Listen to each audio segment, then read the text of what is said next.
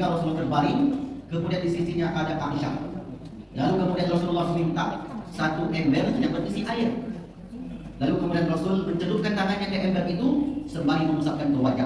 Allahumma hawwin 'alaina fi sakarat aw fi ghamaratil maut. Itulah doa kita Nabi sebelum meninggal.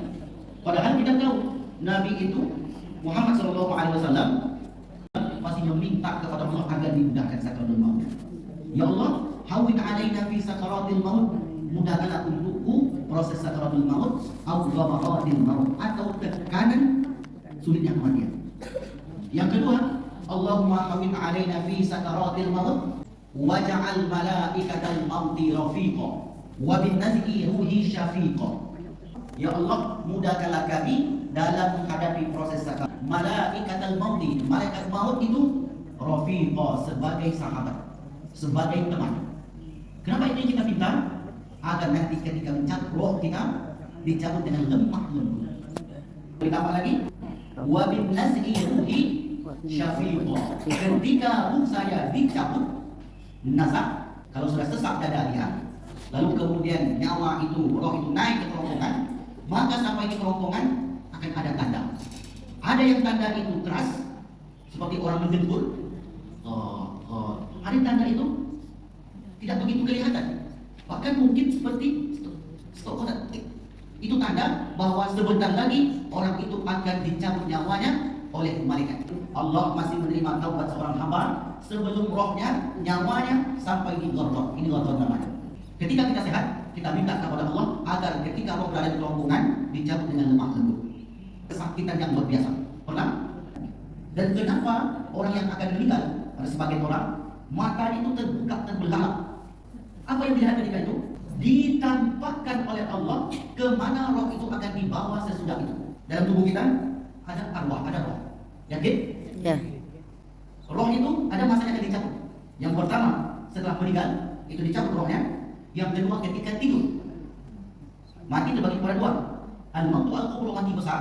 Mati sudah dikubur. Al-mautu al-kubur, mati kecil. Kapan mati kecil itu? Waktu tidur. Ketika tidur. Roh pun dibawa ketika itu. Bangun dari tidur, doa kita, alhamdulillahilladzi ahyana ba'dama amatana wa ilaihin nusur. Segala puji bagi Allah yang telah menghidupkan kami sesudah mati kami. Mematikan kami. Dan hanya kepadanya kita akan dikumpulkan. Seperti tadi malam kita sedang mati. Nanti Ustaz, kita akan bertemu lagi dengan pencipta kita. Pasti.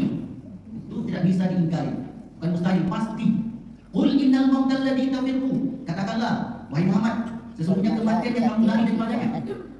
Tapi Nabi Muhammad mulaqikum, sesungguhnya kematian itu akan datang kepadamu. Semua orang-orang yang baik dikumpulkan di sana, tanpa terkecuali. Adapun orang-orang yang jahat, pelaku dosa, wa innal fujara lafi sijjin. Sesungguhnya orang-orang pendosa itu diletakkanlah di sijjin. Sijjin ada yang memaknai lapisan bumi yang ketujuh. Apakah lapisan bumi yang ketujuh? Bukan itu maknanya.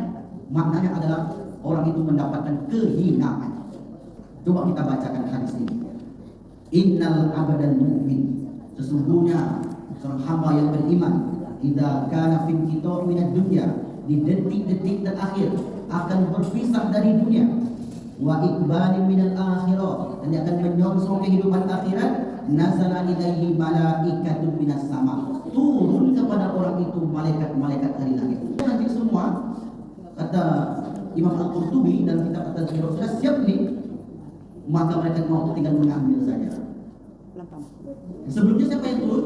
Malaikatun minas sama, bidul wujuh, wajahnya putih berseri bercahaya.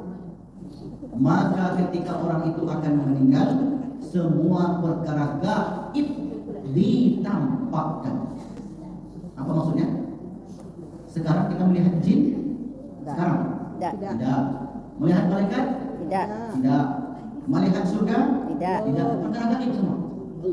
Kapan semua yang kita sebutkan tadi dibuka oleh Allah? Ketika sakaratul maut. Surat Qaf ayat 22. Laqad kunta fi ghaflatin min hadza fakashafna, kami singkapkan pandangan matamu yang perkara gaib, fakashafna anka ghita'aka, yang tertutup. Nah, ini tertutup dari melihat jin. Saat ini tertutup dari melihat malaikat. Makanya manusia tidak takut kalau berdosa, kalau dia mencuri, kalau dia nampak dia saat itu. ada yang mengawasi dia. Sekarang ditutup oleh Allah sebagai ujian. Fakashafna anka ghita'aka, maka ketika mereka berada di sakaratul maut, kami singkapkan pandangan mata mereka. Fa basarukal yawma hadid, maka pandangan saat itu menjadi tajam. Kalau kita nanti melihat ada orang yang sedang sakaratul maut, kemudian dia menatap ke satu arah, dia tengoknya terus, kemudian dia menunjuk-nunjuk, ada yang bicara, seakan-akan dialog. Itu bukan pembicaraan kosong. Dia sedang berinteraksi, sedang melihat tamu-tamu yang datang kepadanya. Dahulu baginda Rasulullah SAW saat sakit keras, dia katakan kepada istrinya wahai Aisyah dan kepada anaknya wahai Fatimah, itu tamu bapak sudah dekat. Tamu yang mana? Tamu yang akan membawa ila rafiqil a'la, tempat yang tinggi, tempat yang tinggi. Siapa dimaksud oleh Nabi ini? Malaikat maut. Imam Ahmad bin Hanbal diceritakan oleh Imam Al-Qurtubi dalam kitab At-Tadhkirah.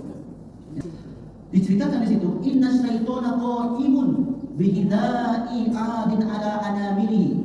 Setan-setan itu hadir berdesak-desakan di samping calon si mayit sambil menggigit jari jemarinya. Calon si mayit di sini Imam Ahmad gigit jari jemarinya. Kenapa setan itu menggigit jari jemarinya? Karena Imam Ahmad bin Hanbal tak mampu digoda oleh setan itu. Futtani ya Ahmad, engkau telah membuat saya kesulitan wahai Ahmad. La mu'dun, tidak menjauh kau, tidak menjauh kau. Itu jawaban Imam Ahmad bin Hanbal. Karena dia mampu memusnahkan setan ketika setan itu membisikkan untuk kufur kepada Allah Subhanahu wa taala. Berdesak-desakkanlah setan-setan itu untuk menggoda, merayu calon si mayit. Itulah kesempatan terakhir dia. Menyingkap. Kemana kamu dibawa sesudah itu? Ini bukan khayalan, bukan cerita fiksi, tapi ini bersumber dari wahyu, berita alam gaib dari Nabi Muhammad SAW. Idza mata ahadun minkum, apabila ada salah seorang di antara kalian meninggal, uridu alaihi maq'aduhu bil ghadawati wal ashyi, maka ditampakkanlah kepada orang itu tempat kembalinya pagi dan petang. Jika min ahli jannah, anda yang akan meninggal itu dari kalangan orang-orang yang baik, famin ahli jannah, maka ditampakkanlah gambaran-gambaran surga, kisi-kisi surga. Surga di mana? Di alam barzakh. Ada surga. Allahumma ja'al qabrahu rawdatan min riyadil jannah. Ya Allah, jadikanlah kubur orang tua kami ini taman daripada taman surga. Yang dimaksud kubur atau alam kubur? Kubur. Maka ketika orang itu akan meninggal, ditampakkanlah apa yang akan dia lalui nanti. Dua yang ditampakkan. Yang pertama, perjalanan yang akan datang. Yang kedua, perjalanan yang masa lalu. Bapak Ibu pernah dengar cerita Sa'ban? Sa'ban itu punya kebiasaan baik. Setiap masuk masjid, ambil sop paling kiri paling depan. Tak mau ganggu orang. Kiri sudut depan. Setiap masuk masjid begitu. Sampailah pada suatu kali di solat subuh, Rasulullah mengimami solat, ditengoknya ke arah kiri, Sa'ban belum datang. Kata Rasulullah, kita tunggu sejenak, mana tahu Sa'ban di tengah perjalanan. Ditunggulah oleh Rasulullah dan sahabat, ternyata Sa'ban belum sampai, belum juga muncul. Khawatir solat subuh habis, akhirnya mereka pun melaksanakan solat subuh. Setelah selesai solat subuh, Rasul menoleh lagi ke arah kiri, Sa'ban juga belum muncul. Mulai bertanya-tanya Rasulullah, kemana Sa'ban? Tak biasanya masih di sini. Lalu kemudian mereka berpakat, bagaimana kalau kita tunggu rumah Sa'ban? Baik Rasulullah, siapa yang tahu rumah Sa'ban? Mereka masuk, kita izin. Tanyanya kepada istri Sa'ban, wahai Sayyidah, di mana suamimu Sa'ban? Ya Rasulullah, suami saya baru saja meninggal tadi malam. Apa sakitnya? Tidak ada sakit. Innalillahi wa inna ilaihi raji'un. Tetapi ya Rasulullah, ada perkara aneh yang saya lihat sebelum beliau meninggal. Apa itu? Beliau mengucapkan 3 ucapan. Apa yang 3 ucapan ini? Kenapa tak lebih jauh? Yang kedua? Kenapa yang tidak baru? Yang ketiga? Kenapa tidak semuanya? Rupanya Allah Subhanahu wa taala visualkan, tampilkan perjalanan Sa'ban dari rumah dia ke masjid. Macam itu. Kenapa tidak lebih jauh? Ternyata jarak rumah dia dari masjid itu dia anggap masih sangat dekat. Padahal 2 jam berjalan kaki. Menyesal dia Bapak Ibu. Kenapa tak lebih jauh? Ini bukan sampai kita sampai ke masjid. Kayak lebih menyesal lagi nanti. Wah, dia tempe tak sampai ke masjid. Masbuk pula. Ada? Ada. Yang jauh-jauh, datang lebih awal. Rumah sampai masjid, masbuk. Tapi jadilah sampai juga ke masjid. Rupanya divisualkan oleh Allah perjalanan dari rumahnya ke masjid. Itu yang pertama. Yang kedua, kenapa tidak yang baru? Pada saat subuh, Sya'ban ini keluar. Rupanya sangat dingin sekali. Cuaca kota Madinah begitu sejuk. Di bulan 1 itu sejuk. Sya'ban pakai baju baru. Tak cukup baju baru itu. Ditambah baju yang lebih tebal yang sudah usang. Keluar Sya'ban. Di tengah perjalanan Sya'ban bertemu dengan seorang sahabat yang hampir meregang nyawa menahan sejuknya dingin ketika itu.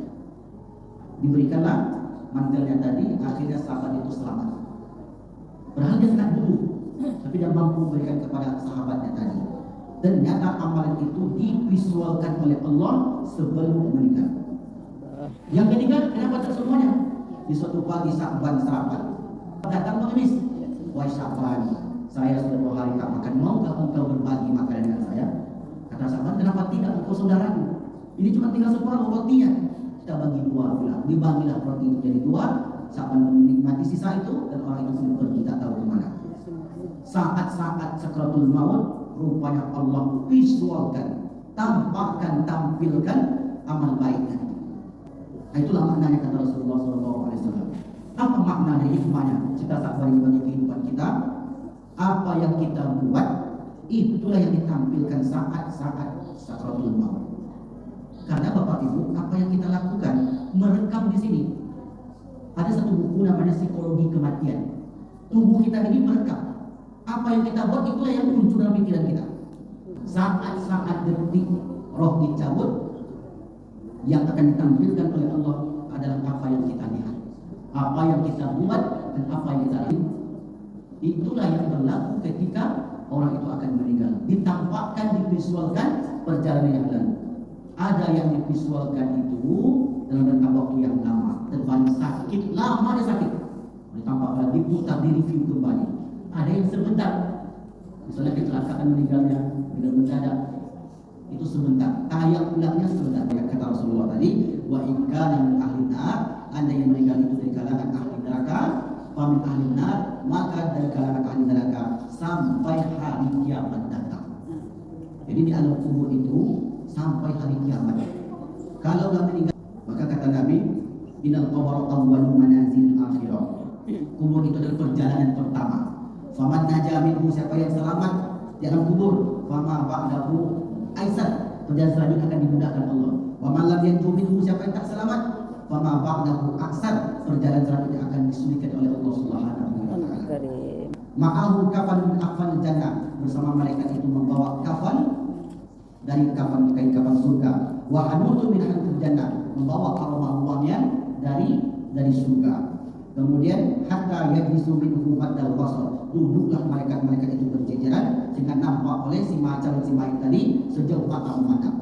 Disambut orang yang baik itu, marhaban bikum, selamat datang wahai orang-orang yang bertakwa. Kalau orang tak bertakwa, tak beramal, la marhaban bikum, tak ada ucapan penyelamatan untuk dia.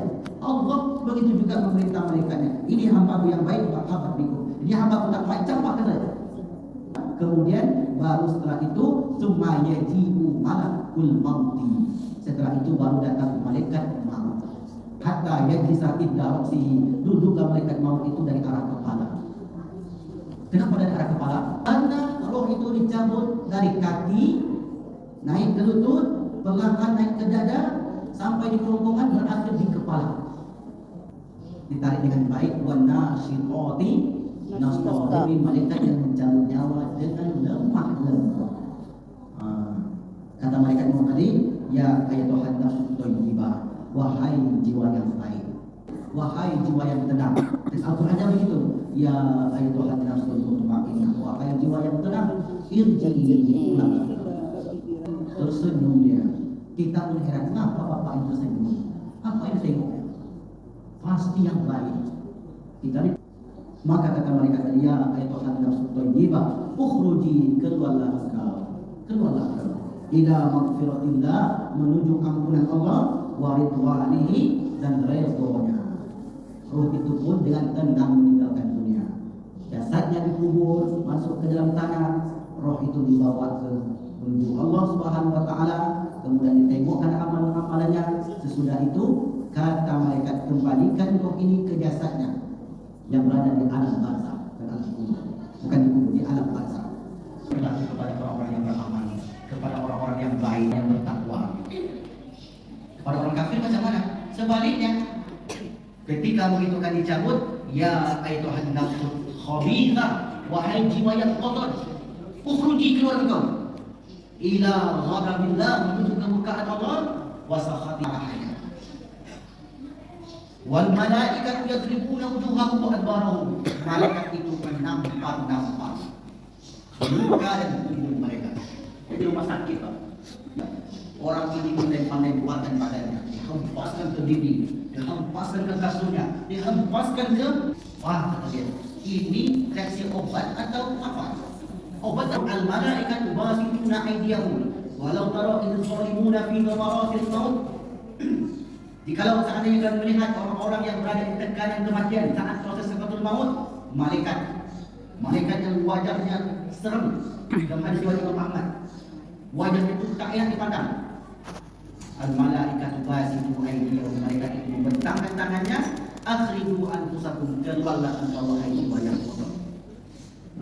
Manusia yang sama, tetapi bentuknya berbeda-beda.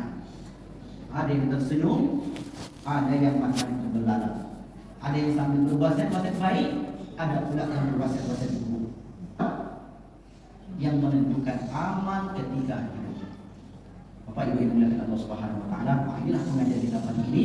Salah satu tentang proses sakaratul maut yang mesti kita dianjurkan untuk berwasiat demikian agar anak cucu kita pribadi satu keluarga nantinya. Yang kedua, kita bertemu lagi di alam barzakh dan nanti di akhirat kita akan bertemu lagi, berkumpul lagi di surga besar kita. Akan buka Bapak Ibu surat At-Tur ayat 21. Yang kedua, Ar-Ra'd 23. Ini ayatnya, walladzina amanu wattaba'atuhum dzurriyyatuhum biimanin alhaqna bihim dzurriyyatahum wa ma alasnahum min amrihim syai'un nubrihim ma kasabu.